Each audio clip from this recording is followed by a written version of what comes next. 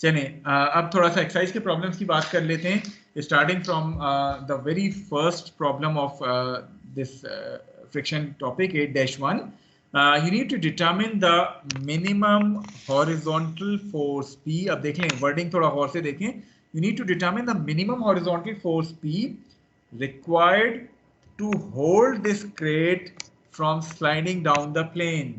So what should be that minimum horizontal force P which would keep this crate to be in equilibrium? So is it case 1, case 2 or case 3? Sir, case 1 sir, equilibrium तो sir. It is case 1 जिसमें आपने equilibrium की condition को apply करना है. और इसमें आप करते क्या थे केस 1 में, थोड़ा सा अगर कोई आप में से एक स्टूडेंट बता सके. सर इसमें फ्रिक्शन को अननोन सर एज अननोन हम लेके सॉल्व करते हैं. सॉल्व हम कैसे करते थे? इक्विलिब्रियम इक्वेशन से. यस सर उसको एक एज अननोन लेके सर. यस. और जो मेरे पास वैल्यू आती थी फ्रिक्शन की, उसको फिर आखिर में मैं जस्टिफाई किस तरह करता था कि मेरा सोल्यूशन करेक्ट है? किससे कंपेयर करता था? जी, एनी स्टूडेंट जो जवाब दे सके कि ठीक है आपके पास इक्विलिब्रियम इक्वेशन से फ्रिक्शन की वैल्यू आ गई, पर करेक्टनेस ऑफ सोल्यूशन मुझे किस तरह पता चलता था? Do you hear me? आवाज आ रही है मेरी? तो सवाल रिपीट करें. सवाल रिपीट मैं कर देता हूँ. मैं पूछना ये चाह रहा हूँ कि जिस तरह आप में से किसी एक ने कहा कि इट इज़ केस 1 जिसमें हम फ्रिक्शन को अननोन लेके हम इक्विलिब्रियम इक्वेशन से उसकी वैल्यू निकालते थे, वो वैल्यू आने के बाद how I am going to decide कि whether this value is correct और नॉट, और इन अदर वर्ड्स ये पार्टिकल जो है या रिजिड बॉडी जो है इक्विलिब्रियम में रहेगी या नहीं, कैसे मुझे पता चलता था? तो आंसर पॉजिटिव होता शायद. हम उसको उस मैक्सिमम स्टैटिक फ्रिक्शन से कंपेयर कर देते थे ना. Yes sir. ठीक है, तो उसको मैं स्टैटिक फ्रिक्शन जो मैक्सिमम वैल्यू है लिमिटिंग वैल्यू उससे कंपेयर कर देता था. अगर तो वो इनइक्वालिटी सेटिस्फाइड है, दैट इज जो आप फ्रिक्शन की वैल्यू फाइंड कर रहे हैं इट इज लेस देन और equal to the maximum static friction force, it means के the block would remains in equilibrium. Okay, so is it if this is case 1, let me first of all draw the free body diagram of this block. So this is going to be the weight which would be acting downward.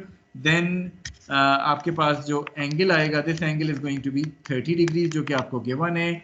आप जब floor को remove करेंगे तो आपको क्या मिलेगा? Sir एक normal force sir. Normal force मिल गई, वो आपने ड्रॉ कर ली. Okay, what is the tendency of this block to do motion, downward or up the incline? Sir, downward. Okay, so accordingly friction force आपके पास up this Upward incline आनी चाहिए. So इसको मैं F के साथ या FF के साथ जो है वो denote कर लेता हूँ. So these are the forces which are acting on this block. The axis which I am going to take for my analysis is x y axis जो कि मेरे पास ये वाली axis है. Along the incline मैंने x axis कह दी है और perpendicular to the incline मेरे पास y axis आ गई हैं. So अगर मैं वो एक्सेस लेता हूँ, इट मीन्स कि मुझे P को भी रिजॉल्व करना पड़ेगा x और y के अलोंग. सब ये एंगल आपको 30 डिग्रीज गिवन है. So the free body diagram is clear to all of you. Any doubt regarding the free body diagram? No sir. चलें, so starting with applying the conditions of equilibrium. Since आपके पास given है that the crate is on the verge of sliding. Again थोड़ा सा wording और से पढ़ें. I have just read the wording again. Is it case 1 or case 2? Sir मैं यही सोच रहा था कि impending motion at all points हो रहा है ना, तो case 2 नहीं है. So वो जो हमने शुरू में डिस्कशन की that was wrong. हमें बेसिकली ये करना था, आप देखें इसकी वर्डिंग पढ़ें. You need to determine the force P required to hold the crate from sliding down the plane. यानी minimum force P जो एक तरह से इसका impending motion बना रहा है. So it is not case 1. Rather it is case 2. कैसे case 2 है, कोई बता सकते हैं? This block is on the verge of sliding down. Sir क्योंकि motion about to start है सर. जी, motion about to start है, तो आपने P की वो वैल्यू फाइंड करनी है जिसपे ये मोशन को होने से रोक रहे हैं, यानी मिनिमम वैल्यू P की. तो मोशन आप कहेंगे कि इट इज अबाउट टू इम्पेंड, इससे आपको P की मिनिमम वैल्यू जो है वो मिल जाएगी. So it is case 2, that is impending motion at all points of contact. इसमें तो पॉइंट ऑफ कांटेक्ट एक ही है, तो उसके ऊपर इम्पेंडिंग मोशन हो सकता है. उसके लिए कंडीशन क्या थी impending motion at all points of contact के लिए? Sir number of unknowns is equal to number of equilibrium plus friction. ठीक है, so number of unknowns for case 2 should be equal to number of equilibrium equations plus friction equation plus number of friction equation, ऐसे ही है। Okay, so if that block is about to start its motion, what should be the value of friction force? Sir mu S N. So mu s n a. So starting our analysis and applying the equation of motion and applying the summation equation along the x-axis, आपके पास कौन सी forces x direction में act कर रही हैं जो x direction हमने लिया है along the incline? One is p cos 30. The other one is friction force which is 0.25 यानी mu n के बराबर, तो 0.25 n a। कोई और चीज जो x डायरेक्शन में एक्ट कर रही है आपके ख्याल से? सर वेट का कंपोनेंट। वेट का साइन कंपोनेंट।